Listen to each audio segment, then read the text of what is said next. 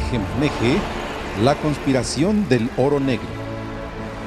Los operadores de la reforma energética.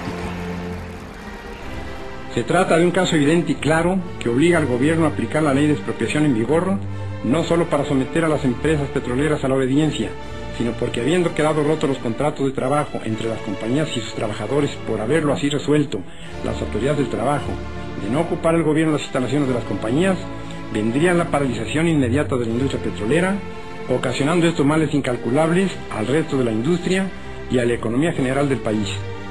Por las anteriores razones, se ha expedido el decreto que corresponde y se han mandado ejecutar sus conclusiones, dando cuenta en este manifiesto del pueblo de mi país de las razones que se han tenido para proceder así y demandar de la nación entera el apoyo moral y material necesarios para afrontar las consecuencias de esta determinación.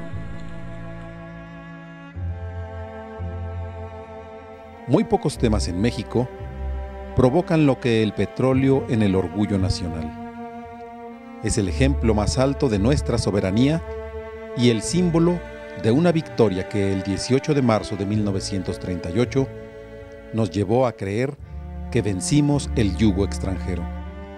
Intocable, el petróleo se convirtió en un tabú durante décadas. Sin embargo, en solo unos meses, la realidad cambió de golpe. La reforma energética, promulgada el 20 de diciembre del año pasado, modificó por completo el panorama sobre el manejo y la explotación de los hidrocarburos. Hoy nos encontramos en un periodo de espera e incertidumbre. Ya existen nuevas reglas en materia energética, pero todavía no conocemos sus verdaderas consecuencias. ¿La reforma traerá los beneficios prometidos? ¿Qué papel tendrán empresarios del petróleo y del sector energético? ¿Qué le espera a Pemex? ¿Será un buen negocio para México? Para responder a estas y a otras preguntas, está con nosotros Jaime Cárdenas, investigador de la UNAM, autor del libro En defensa del petróleo y abogado que en los últimos meses se ha dedicado al análisis y al estudio de la reforma energética. También se encuentra en la mesa de Teje-Maneje Luis Miguel Labardini. Él es consultor privado, ex asesor de Pemex y miembro de Marcos y Asociados, una consultora especializada en energía que ha trabajado para petroleras como Chevron y Repsol. Les agradecemos a ambos su presencia. 18 de marzo, sin duda llegamos un 18 de marzo muy distinto al de los años anteriores. Quizás no se celebre la expropiación, sino ahora la sobreextracción, ¿no? Gracias de verdad, Jaime, gracias Luis por acompañarnos. Queremos, si nos permiten iniciar, ya pasó la reforma, ya está la reforma en marcha, faltan por supuesto las leyes secundarias, todo con rumbo a un tiempo incierto, todavía no sabemos. Pero sí nos gustaría, Luis, si nos permites arrancar contigo, que nos hagas una radiografía de cómo se llegó a este momento, cuál es el punto medular de las empresas, del ambiente empresarial, qué puntos importantes negociaron para llegar a este momento. ¿Cómo ves tú una radiografía inicial? En este momento no hay operadores en México porque hasta ahora ha habido un monopolio constitucional.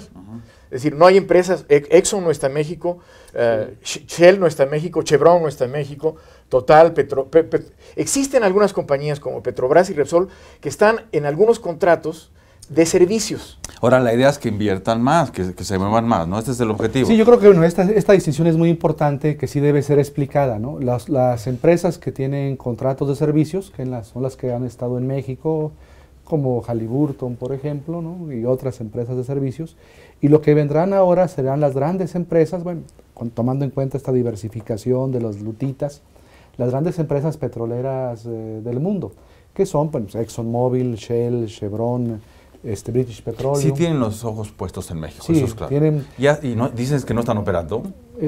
Bueno, tal vez no como operadores en la exploración, en la extracción, exacto, pero sí en algunos servicios a través de algún tipo de filiales son las que operan. Pero es decir, no tienen maquinaria aquí, es cierto, pero ya tienen gente trabajando para ellos, ¿no? Digo, esta reforma no salió por obra y gracia de... Sí, bueno, aquí hubo cabilderos, hubo legisladores, hubo parte del sector de gobierno apoyando pues este plan, esta modificación constitucional tan importante. Que ya invirtieron, supongo, ya hay una inversión. Ya invirtieron. Bien, todas estas compañías, de hecho, muchas de ellas tienen operaciones en México desde hace muchos años en el sector de lubricantes, por ejemplo, ¿no? Todos tienen negocio de lubricantes y están presentes en México, ¿no? Algunas de estas compañías tienen convenios de cooperación tecnológica con Pemex, y de hecho Pemex ha hecho un uso intensivo de estos convenios. Estas compañías han colaborado en el diseño de los pozos y de aguas profundas, por ejemplo, ¿no? La parte tecnológica, en donde Pemex apenas está avanzando en una curva de aprendizaje. Antes de ir a cómo serían los contratos colectivos, las relaciones con el gobierno, el árbitro y de ir con los propios trabajadores, sí me gustaría hacer una pregunta general para los dos. ¿Qué pierde efectivamente, realmente, más allá de la implicación ideológica, política, el Estado al perder, digamos, el control absoluto de Pemex? Hay una discusión. Nosotros decimos que va a perder el Estado ingresos fiscales, porque, bueno, está por verse cuál será la carga fiscal de todos estos grandes operadores. Más o menos Pemex el año pasado, bueno, es un dato, ¿no?, que aparece en los medios de comunicación, aportó al fisco más de 1 billón de pesos. Ese billón de pesos lo seguirán aportando las empresas privadas, las grandes empresas petroleras del mundo y las empresas de servicios que estarán en México, o buscarán recovecos, vías legales para eludir el pago de impuestos, y cuánto el Estado mexicano dejará recaudar. Ese es uno de los impactos más importantes que a nosotros nos preocupa, porque el gobierno del presidente Peña Nieto pues está muy contento y piensa que va a recaudar exactamente lo mismo, que va a haber vías para recaudar lo que va a dejar de recaudar, porque ya Pemex ya no será un aportante tan importante al fisco. ¿Qué ganarían los empresarios, Gerardo?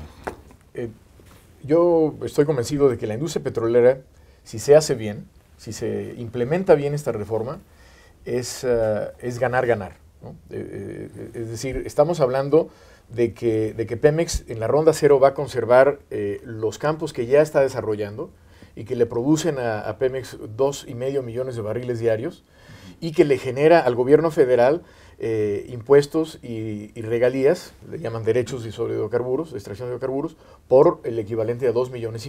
Hay que pensar que en 75 años esto ha sido un monopolio constitucional, y todos hemos crecido con la idea de que los hidrocarburos deben ser un monopolio constitucional. Hay escepticismo con respecto a la capacidad del Estado de cobrar impuestos, ¿no? Otras reformas u otros cambios estructurales en el país quizá no se han ejecutado adecuadamente. En fin, los retos son muy importantes. El gran reto es precisamente la implementación de la reforma en la práctica, de manera que todos los intereses estén alineados, incluyendo particularmente y muy especialmente los intereses de los propietarios de la tierra, porque precisamente como en México el Estado es el dueño de los hidrocarburos, el propietario de la tierra no va a haber ningún beneficio en que estén perforando y que estén utilizando agua que le correspondería para sus labores agrícolas. Entonces, en ese sentido, yo creo que las leyes secundarias, la normatividad posterior, tiene que tomar en cuenta esta complejidad que no existe en el caso de Estados Unidos, ¿no? Porque en el caso de Estados Unidos, el dueño de los derechos minerales es el dueño de la superficie también. Y más cuando la actividad petrolera digamos, está por encima de todas, ¿no? Como dice el artículo octavo transitorio. Si así lo está marcando, entonces la agricultura, primero el ¿Qué es lo que ha pasado? Fíjense que hay cosas que, bueno, yo por supuesto, como estoy en la oposición, no estuve en los acuerdos de la reforma, pero hay cosas bien interesantes. Yo tengo, por ejemplo, una hipótesis, a lo mejor que tú tienes más información que yo.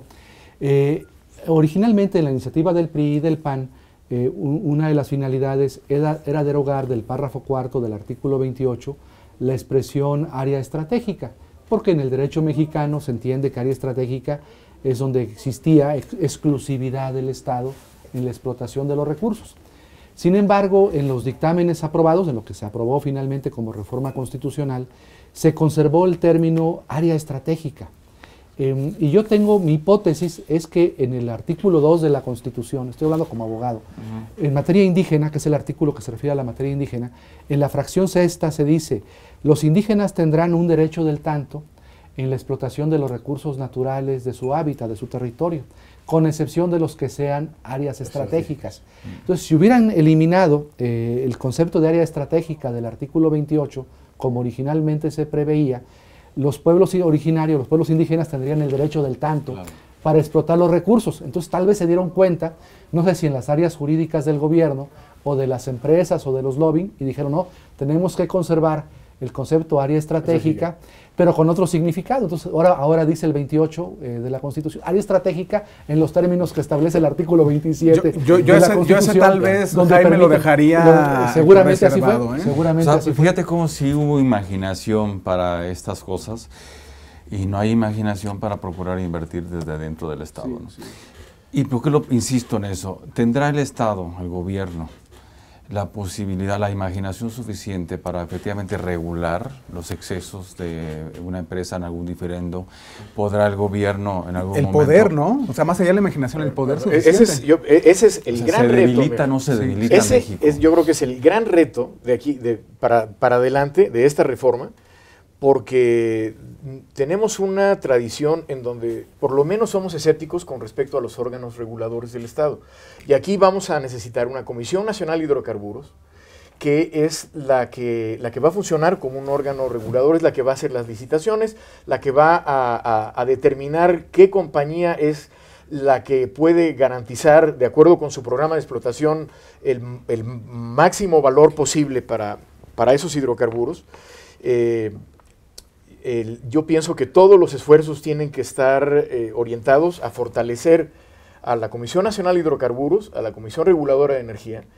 Es decir, el Estado tiene que evolucionar a una situación que es inédita, porque 75 años Petróleos Mexicanos se ha autorregulado. Para efectos prácticos, la Secretaría de Energía establece lineamientos, pero realmente Petróleos Mexicanos es el que digamos, se ha asignado. En términos, ya nos ha hecho lo que ha querido, ¿no?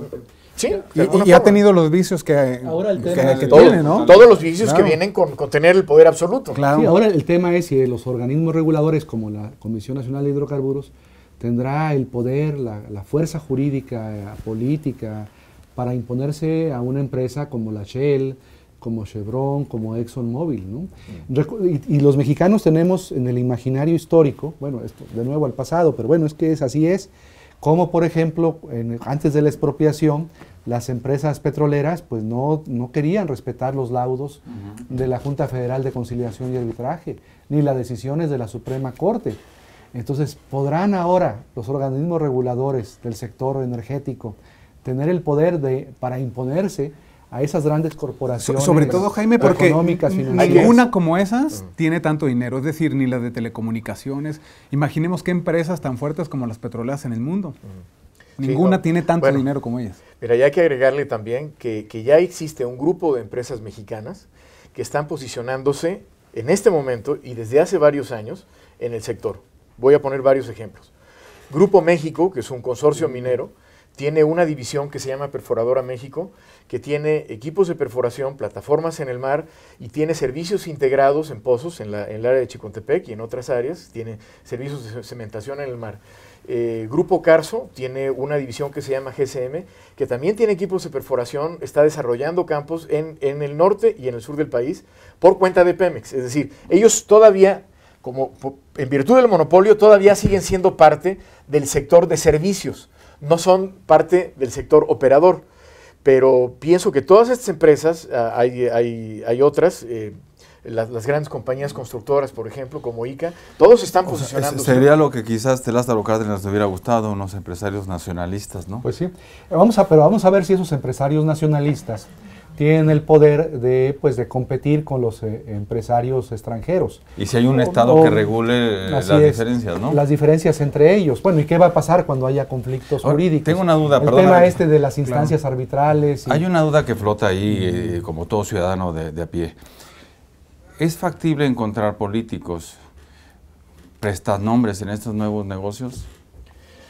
Hasta donde yo veo, la reforma fue tan amplia que realmente no se necesitan prestanombres, porque las empresas, digamos, operadoras, como es el caso de las empresas prestadoras de servicios, no necesitan prestanombres. Puede haber aquí una subsidiaria 100% propiedad digamos, de la matriz. Pero sí, Pero sí se ha señalado, de hecho algunas publicaciones, bueno, algunas que ustedes me imagino conocen muy bien, como Reporte Índigo han hablado de algunos casos como el de Adrián Layú, o el caso del propio Pedro Aspe, o de la señora Georgina Kessel, ¿no? Que ahora es parte del Consejo de Administración. Exfuncionarios que pasaron a ser... El mismo fenómeno de Pemex y la reforma energética también con la Comisión Federal de Electricidad, cómo se han salido como directivos muy claves, que luego los ves trabajando para empresas. Vamos a ver dónde termina Francisco Rojas, ¿no?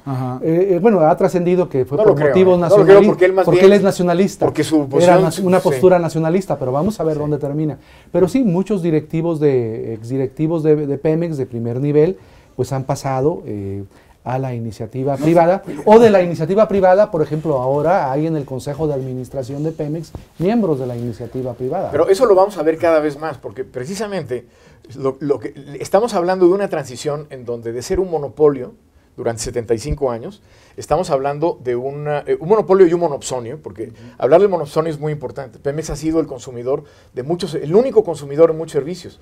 Si una empresa especializada, por ejemplo, en ciertos servicios a pozos, no tenía trabajo con Pemex, no tenía trabajo en México, ¿no?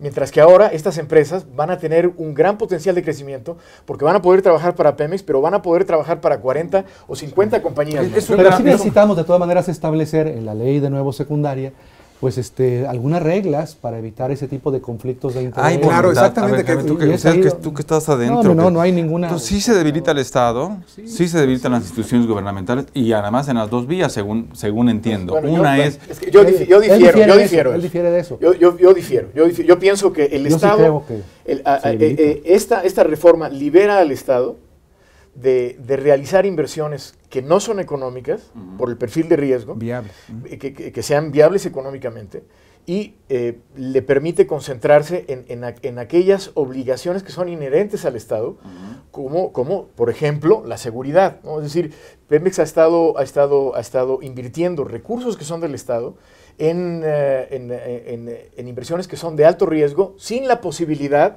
de diversificarse como lo hacen las otras compañías en todo el mundo.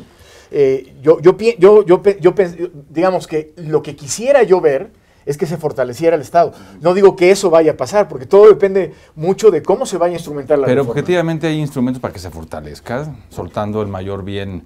Que no lo está soltando, al contrario. No estamos en un término muy chauvinista de defender a fuerza del nacionalismo tan abstracto que no resultó, también es verdad.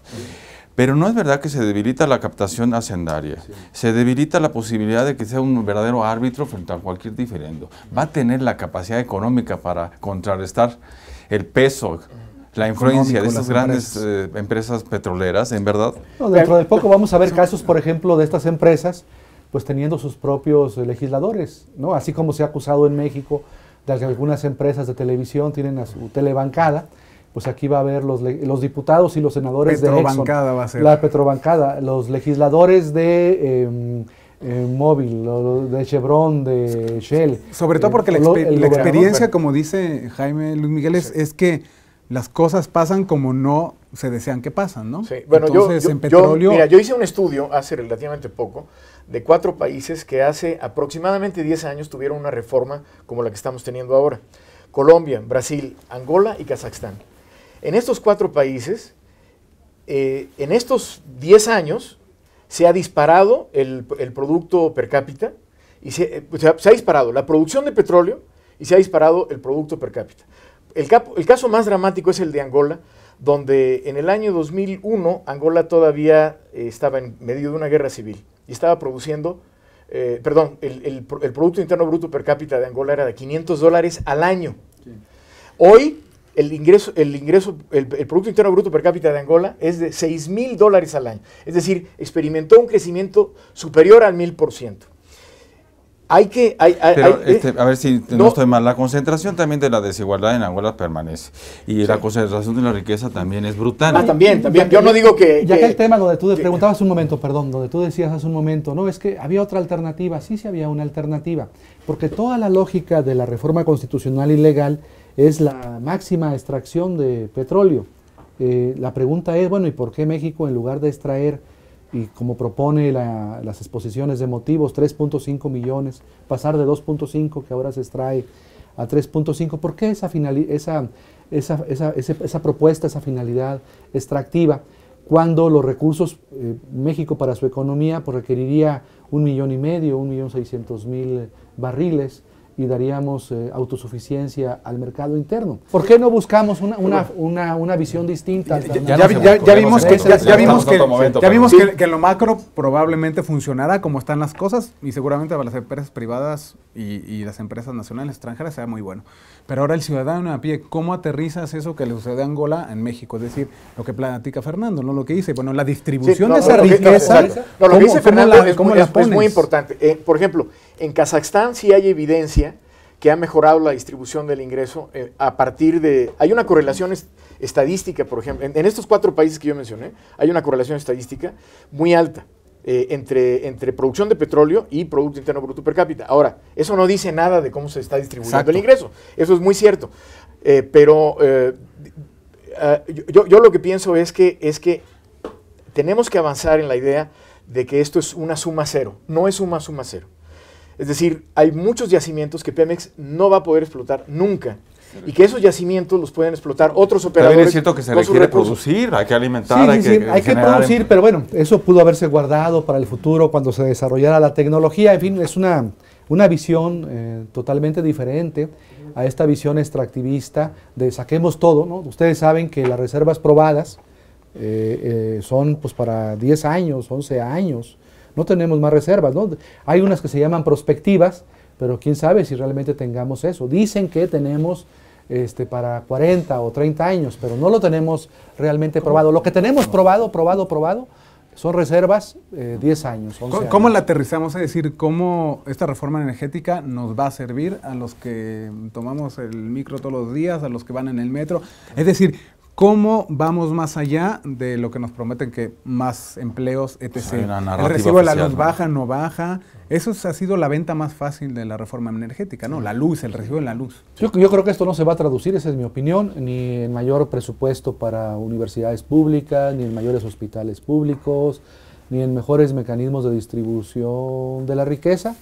Esta reforma, desde mi punto de vista, va a beneficiar a una élite, ¿no?, nacional, económica, y a la élite internacional, pero no va a beneficiar a la mayoría de los ciudadanos. ¿Tú estás en otras tesituras? Sí. Yo difiero. Yo difiero. Yo pienso que esta es una gran oportunidad para México. Tenemos tantas necesidades en México que lo que necesitamos es transformar un recurso no renovable en formas renovables de creación de riqueza.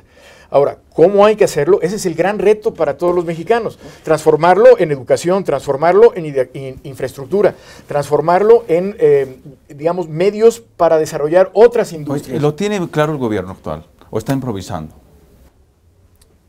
Eso yo creo que sí lo tiene claro el gobierno. Lo tiene más claro que otras cosas, ¿no? ¿Cómo hacerlo? Eso es decir, el objetivo sí lo tiene claro, la forma de alcanzar ese objetivo es algo que yo pienso que todos los mexicanos tenemos que colaborar. Te voy a decir por qué te lo pregunto, porque hace unos días vi una nota en un periódico, Reforma concretamente, que van a necesitar especialistas, van a contratar especialistas de otros países para que vengan a México. Todavía ni arranca y ya están pensando en traer especialistas en 5 o 4 años.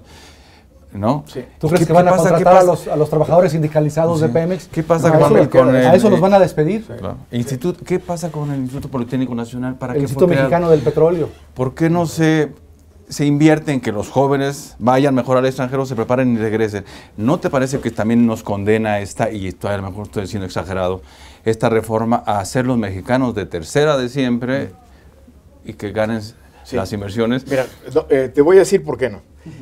El día de hoy, en la industria, en el mundo, los mexicanos son reconocidos como de los mejores capacitados técnicamente. En las plataformas, limpiando los tubos, mecánicos, eléctricos. ¿Por qué? Porque muchos de ellos estudiaron en institutos tecnológicos, ¿no?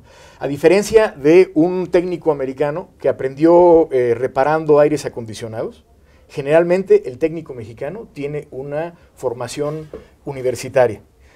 Y el tecnio mexicano es demandado en Medio Oriente, es demandado en el sudeste asiático. Lo que no hay es que no tenemos suficientes mexicanos que tengan esa capacitación. Yo te voy a dar un dato. Por ejemplo, en el Politécnico hace algunos años, 10 años, había una maestría, ¿no?, que tenía que ver con estudios en materia de petróleo. Esa maestría la desaparecieron. En este momento el Politécnico, los tecnológicos, la UNAM, debieran estar creando doctorados, maestrías. Yo mucho me temo que nuestros pocos ingenieros y técnicos van a ser desplazados, que estas empresas van a traer, bueno, hasta el cocinero, ¿no? No solamente al ingeniero o al técnico, hasta el cocinero, van a traerlo del extranjero, sus propios equipos de seguridad. No, es que esto uno lo ve habitualmente. Hace unos días estaba en el aeropuerto esperando ahí a un familiar y oigo a un señor con acento boliviano, ¿no? Yo estuve algún tiempo en Bolivia trabajando para el proceso constituyente. Y entonces oigo a la señora con acento boliviano, ya le hago plática. ¿Usted es boliviano? Sí, señor. ¿Y qué hace aquí en México? No, pues trabajo en el estado de Guerrero. ¿Y qué hace aquí? Pues soy el jefe de seguridad de una empresa minera, ¿no? O sea, la empresa de seguridad, de la seguridad, sí, para que no se robaran ahí las cosas, era un boliviano, ¿no? Un boliviano. ¿Y usted dónde ha trabajado? No, pues he trabajado en otras partes para esta empresa, era una empresa canadiense, he trabajado donde hay yacimientos, yo trabajo. Entonces, la seguridad, los ingenieros, los técnicos, todas esas personas serán, desde luego, extranjeras. Habrá una participación muy pequeña de técnicos y de ingenieros mexicanos, y va a haber un gran despido de trabajadores del sindicato. Esa es la otra gran pregunta. Nos tenemos que ir porque se nos va el tiempo. Creo que la otra pregunta, Jaime y Luis, es sobre la relación laboral. Es claro, evidente que arrinconaron al sindicato por sus prácticas corruptas, que no tuvo participación prácticamente en esta reforma, es decir, en la indefensión los petroleros o los trabajadores. A los inversionistas les conviene un sindicato corrupto, es mejor negociar. ¿Qué va a pasar? ¿Los van a depurar en términos de inversión? El sindicato juega un papel fundamental en una organización industrial. Los sindicatos ingleses y noruegos en el Mar del Norte, por ejemplo, son sindicatos que defienden los intereses de sus agremiados de una forma legítima. Lo que pasó en México es producto de una tradición histórica en donde el sindicato se apropió de parte de la renta económica que le corresponde a la sociedad, ¿no? De una forma bastante fácil, porque además son cuotas que la falta de transparencia hace que nadie tenga que rendir cuentas, ¿no? O sea, yo pienso que los sindicatos en México tienen un papel que jugar muy importante, pero tiene que ser un papel en donde defiendan legítimamente los intereses de los van a buscar la trabajadores. transformación. Yo creo que no, porque mira, el sindicato de Pemex, por ejemplo, para empezar ya está fuera, según la reforma del Consejo de Administración de Pemex. Ya lo sabrá. El órgano más importante de Pemex, que es el Consejo de Administración, ahí antes había presencia o hay presencia de los trabajadores, ya no tendrán presencia de los trabajadores. Yo creo que prevalecerá en el ámbito energético, para muchas actividades que no sean especializadas, el trabajo outsourcing, habrá outsourcing, con pocos derechos para los trabajadores, con pocas prerrogativas, y desde el punto de vista bastante bajos, legislación ¿no? laboral, mal pagados, y los que cobrarán bien y estarán protegidos, pues serán los trabajadores extranjeros, los técnicos, los ingenieros. En lo que llega a la igualdad, el equilibrio económico, seguramente estos ejemplos van a provocar mayor movilización, mayor irritación, sin duda. O sea, a mí me gustaría despedir con eso, la movilización. Tú que conoces a los empresarios, a las empresas, ¿estarán dispuestas a ceder, a someterse a la movilización? Es decir, ¿qué tanto la movilización los va a cambiar de sus posturas, posiciones? Yo creo que a cualquier industria, no solamente la industria del petróleo, pero particularmente la del petróleo, porque es una industria eminentemente internacional. Lo que le interesa es que haya un respeto al Estado de Derecho. Es decir, que haya instituciones sólidas, que haya reguladores sólidos, aunque no siempre estén a favor de los intereses de la industria. Lo que suceda en las calles es algo que no creo que sea importante, a menos que piensen que México sea un Estado fallido. ¿Sí presionarán? Yo creo que sí va a haber movilización social, de hecho ya existe, ¿no? No como muchos hubiésemos esperado, pero ahí estará presente. Yo creo que cada contrato, piensen ustedes en los pueblos originarios, ¿no? La gente cuando sea afectada o ejidatarios, pues esta gente agricultores como mi tío, el de Río Bravo, Tamaulipas, ¿no? Que siembra sorgo, que le digan adiós con su campo porque aquí vamos a explotar las lutitas. Pues toda esa gente desde luego se organizará, protestará, ganaderos, agricultores, ejidatarios, indígenas, y pues vamos a ver qué pasa con los trabajadores del sindicato. También ahí a nivel del sindicato hay pues sectores disidentes que no están dentro del esquema de corrupción de Romero de Champs. A ver qué hace esa gente cuando comience a ser tocada y despedida. Porque hay que reconocerlo, también hay corrupción tanto en el ámbito privado como en el ámbito público. Así es. ¿Y qué tanto invirtió las empresas para lograr la reforma? No. Nada. No, yo creo que sí. No hubo, yo pienso que... no hubo compra. Sería una forma de erosionar un Estado de Derecho del que estas empresas dependen para poder entonces trabajar. sí ves a los políticos con esa extraordinaria visión de avanzada. De Estado, modernos, ¿no? Globalizadores. No, por supuesto que no. Yo creo que sí, el tema del petróleo es un gran negocio, es uno de los negocios más importantes del mundo y pues yo creo que invirtieron, ¿no? Invirtieron, pagaron cabilderos, pagaron medios de comunicación, pagaron políticos para que se apoyara esta reforma. El propio gobierno de Peña Nieto pues está condicionado por intereses de los Estados Unidos, de Inglaterra, ¿no? Fue a declarar a Inglaterra que él iba a dar condiciones de certeza. ¿Por qué lo hace Peña? Porque se comprometió a esta reforma energética. Bueno, porque sabe que eso pues, va a beneficiar a estos grandes intereses económicos. Entonces, la movilización va a estar presente a nivel de trabajadores, a nivel social, de indígenas y campesinos, y a nivel también de partidos políticos. Porque pues en la izquierda, por ejemplo, se sabe, con distintos matices, y una izquierda más entreguista y otra más radical, se sabe que esta entrega de recursos pues, nos hace perder soberanía e independencia política. Y lo que pues, nos gustaría mucho es que dentro de 10 años nos invitaran para ver qué tantos beneficios, ¿qué opina a ver qué, no, ya a posteriori, no a priori, qué beneficios arrojó la reforma. Yo también le agregaría a lo que dice Jaime, el crimen organizado, el papel del crimen organizado en territorios sobre todo importantes de yacimientos como Tamaulipas, Coahuila, donde ahí el terreno es propicio. Es territorio Z, ¿no? Sí, exactamente.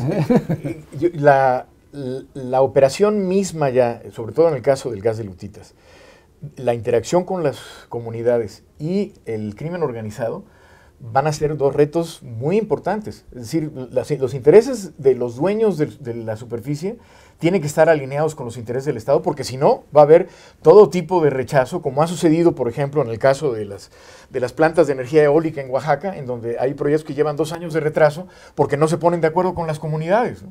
Las comunidades no ven un beneficio claro que los incorpore a una nueva forma de organización industrial, ¿no? Si ya está contaminado, el tema del petróleo puede contaminarse más, ¿no? Sin duda será un tema que seguirá generando mesas de debate y llamándolos a ustedes para que nos aclaren un poco. Sí, porque el tema se ha manejado mucho en términos abstractos, ¿no? Los especialistas, los políticos, los medios, pero no ha aterrizado, no se ha concretizado la reforma en la sociedad.